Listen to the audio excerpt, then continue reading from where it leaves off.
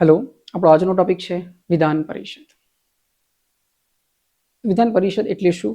વિધાન પરિષદ કયા કયા રાજ્યોમાં આવેલી છે એના વિશેની આપણે આજે સમજ કરીશું. તો તમને ઘણીવાર એમ થતું હશે કે વિધાનસભા શું છે અને વિધાન પરિષદ શું છે. તો વિધાનસભા અને વિધાન પરિષદ એક અલગ અલગ છે. તો આપણે આજે જે સમજીશું એ છે વિધાન પરિષદ. વિધાનસભા વિશે બી આપણે સમજાવેલું છે, તમે તે જઈને જોઈ શકો છો. તો આપણે પ્રશ્ન એમ થાય કે ગુજરાતમાં વિધાનસભા છે કે વિધાન પરિષદ છે? તો એ આપણે સમજવું પડે કે ગુજરાતમાં વિધાનસભા છે, વિધાન પરિષદ નથી. પછી આપણે એ સમજવું પડે કે ભારતમાં કેટલા રાજ્યોમાં વિધાન પરિષદ આવેલી છે. ઓકે, કેટલીક વાર આ ક્વેશ્ચન સિરીઝ તમને પૂછાતી હોય છે, નીચેનામાંથી કયું રાજ્યમાં વિધાન પરિષદ છે, કયું નથી એમ. ઓકે, તો આપણે એ બી જોઈશું કે વિધાન પરિષદો કયા કયા રાજ્યમાં આવેલી છે. એટલે આપણે ખાલી ન્યુમેરિક્સ રીતે બી યાદ રાખી શકીએ છીએ, નંબર્સ એમના રાજ્યના નામ રાખીને બી યાદ રાખી શકીએ છીએ. તો આપણે એ સમજીશું કે વિધાન પરિષદ વિશે ડેપ્થમાં સમજીશું. પહેલો પ્રશ્ન છે આપણો, ગુજરાતમાં વિધાનસભા છે, હા કે ના? તો આપણે એને પહેલો જ પ્રશ્નમાં કહીએ કે વિધાન પરિષદ ગુજરાતમાં નથી. એ કયું ગૃહ છે? તો ઉપલું ગૃહ છે. એના વિશે બી આપણે આગળ અલગ વિડીયોમાં વાત કરેલી છે. તો ચાલો આપણે જોઈએ વિધાન પરિષદ. બહુ સરળ છે, શાંતિથી તમે સમજી શકો છો અને એના પ્રશ્નોને તમે નોટ ડાઉન કરીને યાદ રાખી શકો છો. આપણે જે વિધાન પરિષદ રાજ્યનું ઉચ્ચ ગૃહ, બરોબર. તો પ્રશ્ન છે આ એક વિધાનસભા છે ને એક વિધાન પરિષદ છે. ગુજરાતમાં વિધાન પરિષદ આવેલી છે, તો ગુજરાતમાં વિધાન પરિષદ આવેલી નથી. શું છે? નથી. તો ગુજરાતમાં વિધાન પરિષદ આવેલી છે, તો ગુજરાતમાં વિધાન પરિષદ આવેલી નથી. એટલું યાદ રાખવાનું. એટલા માટે જ મેં મૂક્યું છે કે તમને યાદ રહે. ગુજરાત વિધાન પરિષદ આવેલી છે, ગુજરાત વિધાન પરિષદ આવેલી નથી. નેક્સ્ટ આપણે અંદર ડેપ્થમાં જઈએ. વિધાન પરિષદનો પરિચય. આપણે એ તો જાણવું પડે કે વિધાન પરિષદ શું છે. અને જનરલ માહિતી આપણે લઈ લઈએ સિમ્પલેસ્ટ વેમાં. વિધાન પરિષદ એ રાજ્ય વિધાનમંડળનું ઉપલું ગૃહ છે. આપણે સમજાવીશું ઉપલું ગૃહ અને નીચલું ગૃહ એટલે શું. આપણે એક અલગ વિડીયોમાં સમજાવેલું છે વિધાનસભાનું, એ બી હું રિપીટ કરાવી દઈશ. ઓકે, ભારતના દરેક રાજ્યમાં વિધાન પરિષદ હોવી ફરજિયાત નથી, પરંતુ અમુક રાજ્યોમાં દ્વિગૃહી વિધાનમંડળ હોય છે. આ ગૃહ કાયમી છે અને તેનું ક્યારેય વિચલન કરી શકાતું નથી. કેટલા ક્વેશ્ચન બને છે આપણે તમને સમજાવી દઈએ. વિધાન પરિષદ રાજ્ય વિધાનમંડળનું ઉપલું ગૃહ છે. આ એક ક્વેશ્ચન. ભારતના દરેક રાજ્યમાં વિધાન પરિષદ હોવી ફરજિયાત નથી, પરંતુ અમુક રાજ્યોમાં દ્વિગૃહી વિધાનમંડળ હોય છે. આ ગૃહ કાયમી છે. કયું ગૃહ? તો વિધાન પરિષદ. તેનું ક્યારેય વિસર્જન કરી શકાતું નથી. તો 3 ક્વેશ્ચન સિરીઝ બને છે આપણી અંદરથી, બરોબર. નંબર 1, બે ગૃહ કયા કયા? તો વિધાનસભા અને વિધાન પરિષદ. કયું ગૃહ કાયમી ગૃહ છે જેનું વિસર્જન કરી શકાતું નથી? તો કયું? વિધાન પરિષદ. ઓકે, આ બે પ્રશ્નો બને છે. નેક્સ્ટ જોઈએ, વિધાન પરિષદને કયા ગૃહ તરીકે ઓળખવામાં આવે છે? તો ઉપલું ગૃહ. વિધાન પરિષદ કયું ગૃહ? ઉપલું ગૃહ.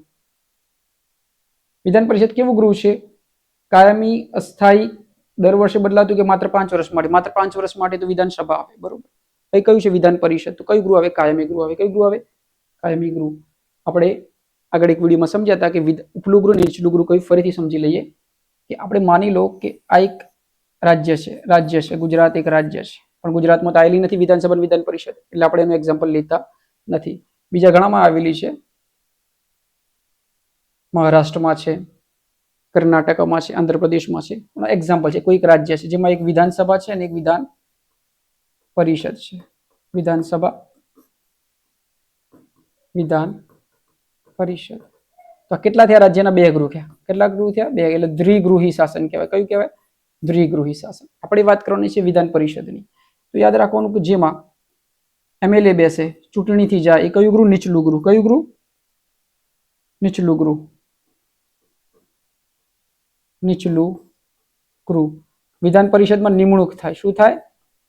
નિમણૂક થાય. ચૂંટણીથી ના જાય એટલે એ કયું ગૃહ? ઉપલું ગૃહ. રાઈટ. આની 6 વર્ષ, 5 વર્ષ. તો આ બધા કન્સેપ્ટ છે જે આપણે સમજવાના છે, બરોબર.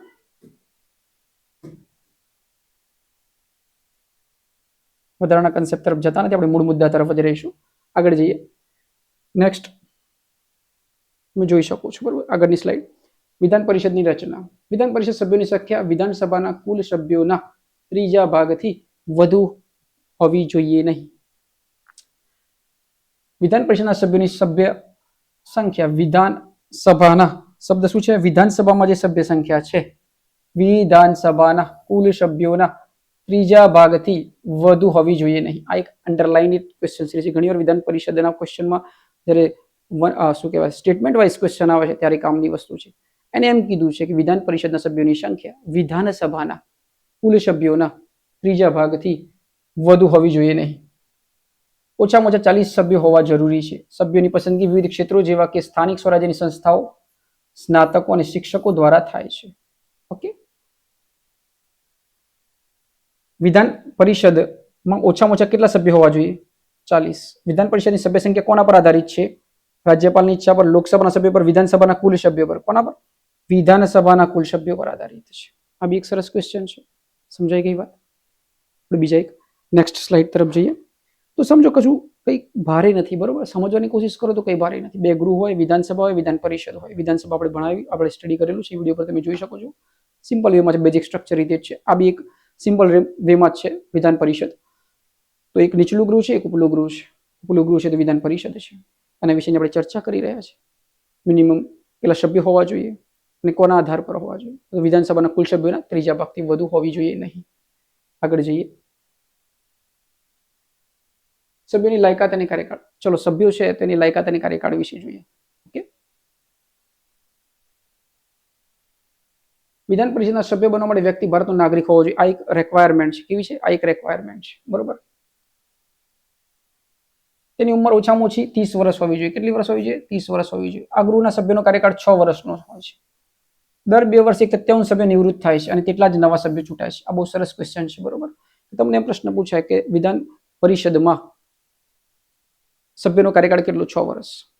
અને દર 2 વર્ષે 1/3 સભ્યો નિવૃત્ત થાય છે. નિવૃત્ત થાય છે. આ યાદ રાખવાનું. બંને ક્વેશ્ચન સિરીઝ છે. વિધાન પરિષદના સભ્ય બનવા માટે લઘુત્તમ કેટલી ઉંમર હોવી જોઈએ? બરોબર, કેટલી હોવી જોઈએ? 30 વર્ષ. અને વિધાનસભા કહે તો 25 વર્ષ. એ જ રીતે લોકસભા કહે તો 25 વર્ષ. નીચલા ગૃહમાં 25 વર્ષ છે, ઉપલા ગૃહમાં 30 વર્ષ છે. એટલું યાદ રાખવાનું. ઉપલું ગૃહ કયું? વિધાન પરિષદ. અને કેન્દ્રની અંદર રાજ્યસભા.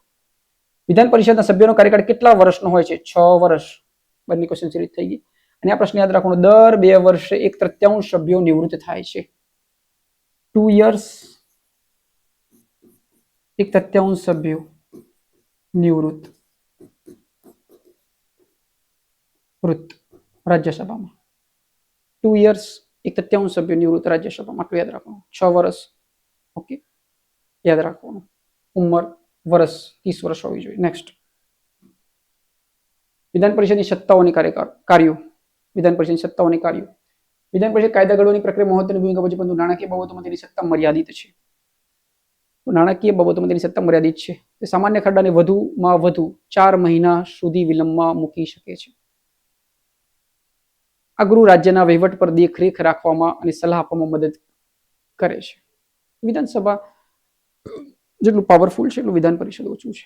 વિધાન પરિષદ સામાન્ય ખરડાને મહત્તમ કેટલા સમય સુધી રોકી શકે છે? 4 મહિના સુધી સામાન્ય ખરડા. પછી સમજીશું ખરડાઓ વિશે ડેપ્થમાં જતા નથી. નાણાકીય ખરડા બાબતે વિધાન પરિષદ પાસે કેવી સત્તા છે? કેવી સત્તા છે ભાઈ? મર્યાદિત સત્તા છે, બરોબર? કારણ કે આપણે કહીએ છીએ નાણાકીય ખરડો લોકસભામાં પસાર થાય છે, જે રીતે વિધાનસભામાં પસાર થાય છે. આટલું સમજો, બરોબર? નેક્સ્ટ જઈએ છો. સત્તાઓની કાર્યો પૂરા. બધું છે ને થોડું બેઝિક લેવલ છે, થોડું ડેપ્થ બી જઈ શકાય છે. તો બી આપણે ટ્રાય કર્યો છે બેઝિક્સની અંદર બી થોડું અપડેટ આવી જાય. વિધાન પરિષદનું મહત્વ શું છે? વિધાન પરિષદ ઉતાવળમાં લેવાયેલા નિર્ણયો પર પુનઃ વિચાર કરવાની તક આપે છે. તેમાં વિવિધ ક્ષેત્રોના નિષ્ણાંતો હોય છે, અનુભવી લોકોનું પ્રતિનિધિત્વ હોય છે, વહીવટમાં ગુણવત્તા આવે છે. તે લોકશાહીમાં સંતુલન જાળવવા અને ગંભીર ચર્ચાઓ કરવામાં મદદરૂપ થાય છે. વિધાન પરિષદનું મુખ્ય મહત્વ શું છે? બરોબર, નિર્ણયો પર પુનઃ વિચાર કરવો. વિધાન પરિષદમાં કયા પ્રકારના લોકોનું પ્રતિનિધિત્વ જોવા મળે છે? વિવિધ ક્ષેત્રોના નિષ્ણાંતોનું પ્રતિનિધિત્વ જોવા મળે છે. વિવિધ ક્ષેત્રોના નિષ્ણાંતોનું પ્રતિનિધિત્વ જોવા મળે છે. અનુભવી લોકોનું પ્રતિનિધિત્વ જોવા મળે છે. તો વિધાન પરિષદની ચૂંટણી નથી થતી, વિધાન પરિષદમાં નિમણૂક થાય છે, બરોબર? બરોબર, એ થોડું ડેપ્થમાં સમજીશું. ચાર્ટ આવશે. અત્યારે આપણે એટલું જ સમજવાનું છે વિધાન પરિષદ શું છે, વિધાન પરિષદના સભ્યની લાયકાત, ઓકે, કાર્યકાળ, એનું મહત્વ.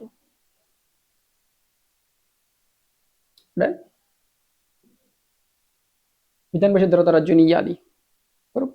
પ્રશ્ન ઘણી વાર પૂછાતો હોય છે, તો આપણે એને બી એડ કરેલો છે સામાન્ય બેઝિકમાં, કે ભારતના તમામ રાજ્યોમાં વિધાન પરિષદ તો નથી.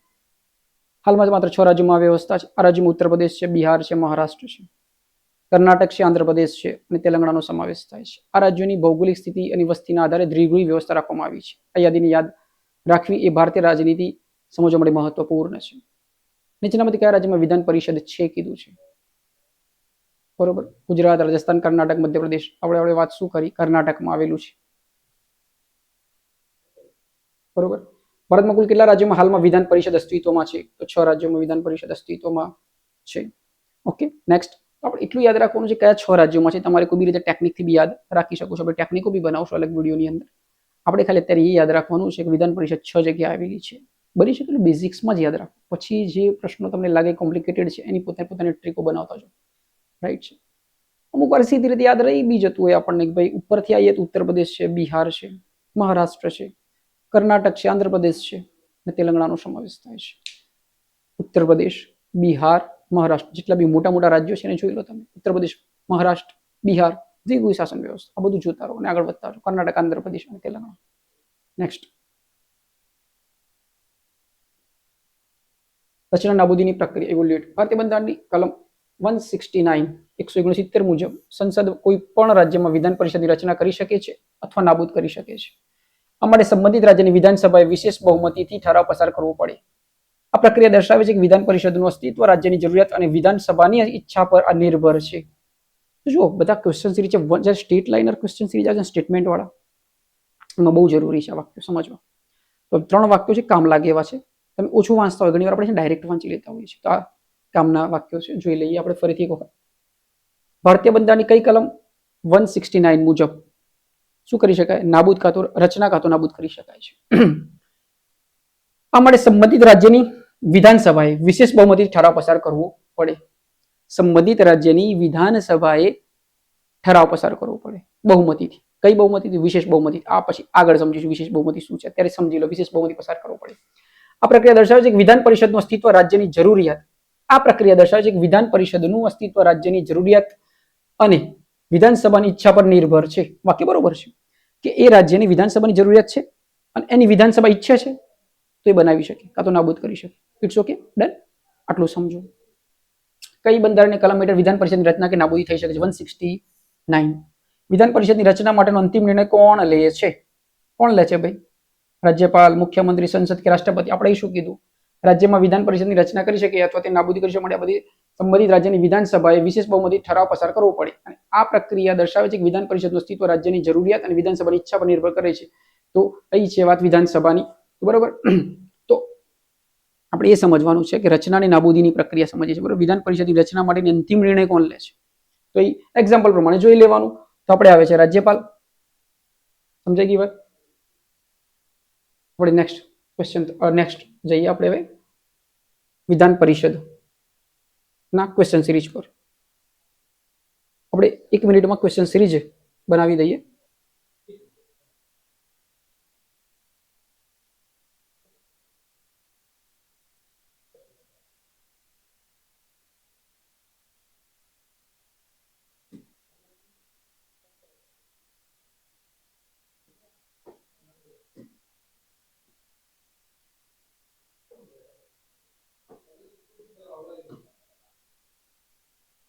જો અલગ અલગ આપણે 1 મિનિટની અંદર રિવાઇઝ કરી દઈએ આપણે જેમ કરીએ છીએ કે વિધાન પરિષદ એ રાજ્યનું કયું ગૃહ છે? તો ઉપલું ગૃહ છે. કયું ગૃહ છે? ઉપલું ગૃહ છે. કયું ગૃહ છે? ઉપલું ગૃહ છે વિધાન પરિષદ. આપણે એ સમજવાનું છે એના ક્વેશ્ચન સિરીઝમાં. ઉપલું ગૃહ કયું, નીચલું ગૃહ કયું? નંબર 2 એ સમજવાનું છે, એનો કાર્યકાળ સમજવાનો છે. નંબર 3 કેટલા સભ્યો? દર 2 વર્ષે 73 સભ્યો, 6 વર્ષ કાર્યકાળ સભ્યોનો. વિધાન પરિષદ ઉપલું ગૃહ છે. નિમણૂકથી અલગ અલગ ક્ષેત્રમાંથી વ્યક્તિઓ આવે છે. ઓકે, આગળ વધીએ. 169 જે અનુચ્છેદ છે એના આધારે આપણે એની રચના કરી શકીએ છીએ અથવા નાબૂદ કરી શકીએ છીએ. આ બી યાદ રાખી લો, બરોબર. વિધાનસભા ઈચ્છે અને જરૂરિયાત હોય તો આ રચનાની નાબૂદી થતી હોય છે. ક્વેશ્ચન સિરીઝ ફટાફટ જોઈ લઈએ.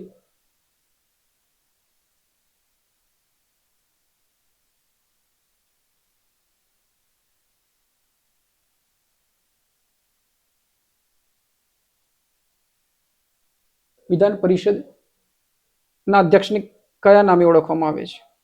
બરોબર. તો જુઓ, આપણે જેમ લોકસભામાં સ્પીકર હોય છે, એમ વિધાનસભા હોય છે અને વિધાન પરિષદ હોય છે. આપણે એ સમજવાનું છે કે શું કહેવાય છે? સ્પીકર, સભાપતિ, રાજ્યપાલ કે મુખ્યમંત્રી? આ બે તો આવે છે ને. એ વાત રહી સ્પીકર અને સભાપતિની, તો આપણે સભાપતિ તરફ જઈએ છીએ. સભાપતિ, વિધાન પરિષદના અધ્યક્ષને શું કહેવામાં આવે છે? સભાપતિ કહેવામાં આવે છે. નેક્સ્ટ, વિધાન પરિષદ એક 12 સભ્યોની ચૂંટણી કયા વ્યવસ્થા સાથે જોડાયેલા મતદારો દ્વારા થાય છે? તો ઘણી વાર છે ને અંદર ઓપ્શન આલેલા હોય છે કે કોને લેવાના હોય છે. આપણે જે વાત કરીને અલગ અલગ ક્ષેત્રોમાંથી આવતા હોય છે, આપણે એ બી થોડું સમજવું પડે. સમજીશું, પણ અત્યારે ધીરે ધીરે આ સમજી લઈએ. વકીલ હોય છે, એમાં ડોક્ટર, શિક્ષકો હોય છે, ઉદ્યોગપતિઓ હોય છે. એમાંથી કયું ઓપ્શન વધારે બેટર ચૂઝ છે? કે જે એક 12 સભ્યો લેવાના હોય છે, એમાં આવે છે તો શિક્ષક. રાઈટ. નેક્સ્ટ, વિધાન પરિષદના એક 12 સભ્યોની ચૂંટણી કોના દ્વારા કરવામાં આવે છે? કોના દ્વારા કરવામાં આવે છે? સ્નાતકો દ્વારા. નીચેનામાંથી કયા રાજ્યમાં વિધાન પરિષદ અસ્તિત્વમાં છે? ગુજરાત, રાજસ્થાન, કર્ણાટક કે મધ્યપ્રદેશ? તો કર્ણાટક.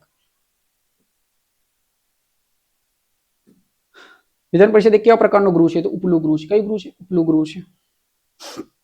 આમાં જોઈ લે કયું ગૃહ છે, તો આમાં અલગ રીતે આપેલું છે. કાયમી ગૃહ છે કે અસ્થાયી ગૃહ છે? તો આપણે સમજવાનું, મેં શું કીધેલું કે બે ગૃહ છે, વિધાનસભા અને વિધાન પરિષદ. વિધાનસભા છે એ નીચલું ગૃહ છે, વિધાન પરિષદ ઉપલું ગૃહ છે. કાયમી ગૃહ કયું છે? તો મેં કીધું કે જેમાં ચૂંટણી થઈને જાય છે એમએલએ અથવા સંસદ સભ્ય, નીચલું ગૃહ કહેવાય અને કાયમી ના હોય. બરોબર, વિસર્જન કરી શકાય. તો જેમાં નિમણૂક થઈ જાય તો કયું આવે? આમાં કયું વિધાન પરિષદ કેવું ગૃહ છે? તો પહેલા તો આમાં જો ઉપલું નીચલું નથી, ચલો કાયમી ગૃહ છે અને અસ્થાયી કાયમી ગૃહ છે. કયું ગૃહ છે? વિધાન પરિષદ કાયમી ગૃહ છે. ને નબૂદ કરી વિસર્જન કરી શકાતું નથી. એ રીતે વિધાન પરિષદ કેવા પ્રકારનું ગૃહ છે? કાયમી ગૃહ છે. વિધાન પરિષદની રચના અને નાબૂદી કરવાની અંતિમ સત્તા કોની પાસે છે? સંસદ જોડે છે. બરોબર, સંસદ જોડે છે. વિધાન પરિષદ નાણાકીય ખરડાને વધુમાં વધુ કેટલા દિવસ સુધી રોકી શકે છે? એ જોઈ લો. 14 દિવસ સુધી. વિધાન પરિષદ. વિધાન પરિષદના અન્ય 1/3 સભ્યોની ચૂંટણી કોણ કરે છે? વિધાનસભાના સભ્યો. વિધાન પરિષદના 1/3 સભ્યોની ચૂંટણી કોના દ્વારા કરવામાં આવે છે?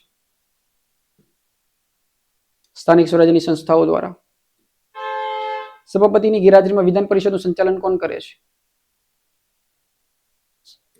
લાસ્ટ, ઉપસભાપતિ. વિધાન પરિષદના સભ્ય બનવા માટે લઘુત્તમ વયમર્યાદા કેટલી હોવી જોઈએ? વધારે હોય. લોકસભા અને વિધાનસભા કરતા વધારે હોય. 25 છે પેલામાં, ઉપલા ગૃહમાં 30 હોય. 30 વર્ષ. વિધાન પરિષદની બેઠક માટે જરૂરી કોરમ. આ સરસ પ્રશ્ન છે. બરોબર, આપણે પેલા એમાં સ્ટડી નથી કરતા, ઘણું બધું આવે છે, પણ આપણે એવું બેઝિક લેવલ પર સમજાવતા હોઈએ છીએ કે એમાં બધું નથી સમજાઈ શકાતું. બધું પીરસી દઈએ તો સામેવાળાને સમજણ નથી પડતી અને હજમ નથી થતું. એટલે જે કોઈ ન્યૂ કમર્સ છે, નવા સ્ટુડન્ટો છે અથવા નવા વ્યક્તિઓ જે કોઈ જોઈ રહ્યા છે અથવા શીખી રહ્યા છે, એના માટે છે ને થોડી માહિતી પ્રોવાઈડ કરવી પડે. અને એ જે રીતે એ પોતાને શીખતા જાય, પચાવતા જાય, પછી એમને રસ જન્મે ને પછી ડેપ્થમાં જઈ શકે છે. એટલે અહીં જે છે તમને માર્ગદર્શક તરીકે કન્ટેન્ટ ડિલિવર્ડ કરવામાં આવે છે, તમે એ જોઈ શકો છો. બરોબર, જે બાકી રહી જાય છે ને તમે પૂરી શકો છો. બરોબર, એ આપણા જોડે ઘણા બધા સોર્સ છે, આપણા જોડે બુક્સ છે, આપણા જોડે બીજા ઘણા બધી ઇન્ટરનેટની માહિતી હોય છે, ચેનલ્સ હોય છે, એના દ્વારા તમે પૂરી શકો છો. ઓકે, સમજો છો ને વાતની કે હું તમને સીધી રીતે કેવી રીતે પીરસી શકાય, તમે કેવી રીતે એને આરોગી શકો, ઓકે, અને કેવી રીતે તમે એને ડાયજેસ્ટ કરી શકો, એ અર્થે હું તમારી સામે કન્ટેન્ટ ડિલિવર્ડ કરું છું. એવું નથી કે આની અંદર બધું આવી જાય છે. મૂળ ઉદ્દેશ એટલો છે કે તમે કેવી રીતે સરસ રીતે સમજણ કેળવી શકો અને અવેર થઈ શકો, પછી અંદર તમે ડેપ્થ પકડી શકો. તમારી ગાડી પાટા ઉપર લાવવા માટેની જે કન્ટેન્ટ હોય છે એ રીતે હું તમને ડિલિવર્ડ કરું છું. ઓકે, તો એવી વાત તમે સમજજો.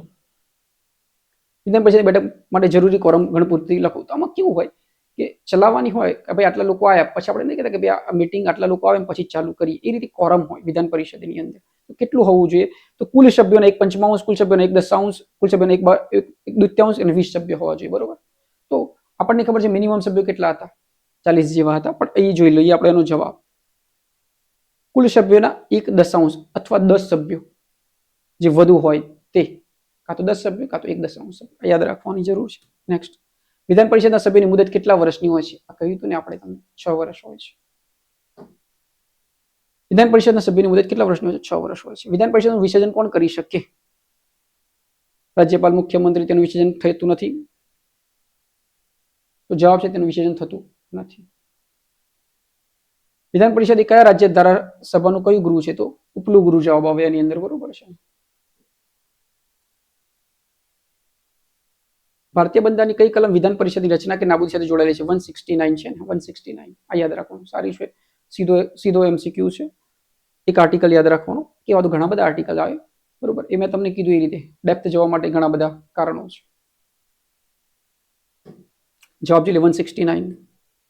વિધાન પરિષદની કુલ સભ્ય સંખ્યા તે રાજ્યની વિધાનસભાની કુલ સભ્ય સંખ્યાના કેટલા ભાગથી વધુ ન હોવી જોઈએ? આ પ્રશ્ન આપણે વાંચ્યો હતો, બરોબર છે. એનાથી વધારે ન હોવી જોઈએ, બરોબર. 1/3 થી વધારે વિધાન પરિષદની કુલ સભ્ય સંખ્યા તે રાજ્યની વિધાનસભામાં જે સભ્ય હોય ને એની વાત છે. વિધાનસભાના કુલ સભ્ય સંખ્યાના કેટલા ભાગથી વધુ ન હોવી જોઈએ? 1/3 થી વધારે ન હોવી જોઈએ. નેક્સ્ટ, બંધારણ મુજબ વિધાન પરિષદમાં ઓછામાં ઓછા કેટલા સભ્યો હોવા અનિવાર્ય છે? 40.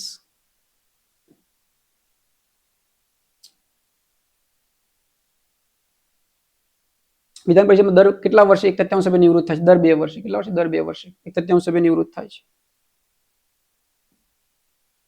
વિધાન પરિષદમાં રાજ્યપાલ દ્વારા કુલ સભ્યોના કેટલા ભાગની નિમણૂક કરવામાં આવે છે? હવે જો આમાં બી પ્રકારો છે કે કોણ કેટલા સભ્યોની નિમણૂક કરે છે એ આપણે પછી સમજીશું, પણ અત્યારે જવાબ જોઈ લઈએ.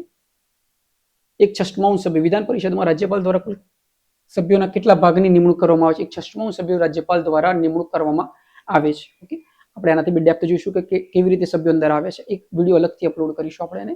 પણ આથી વાત વિધાન પરિષદની જે તમે શાંતિથી સાંભળી તેના બદલ આભાર. કે તમે તમારો કિંમતી સમય અમને આપ્યો તેના બદલ આભાર. તો નવા વિડીયો સાથે ફરી મળીશું.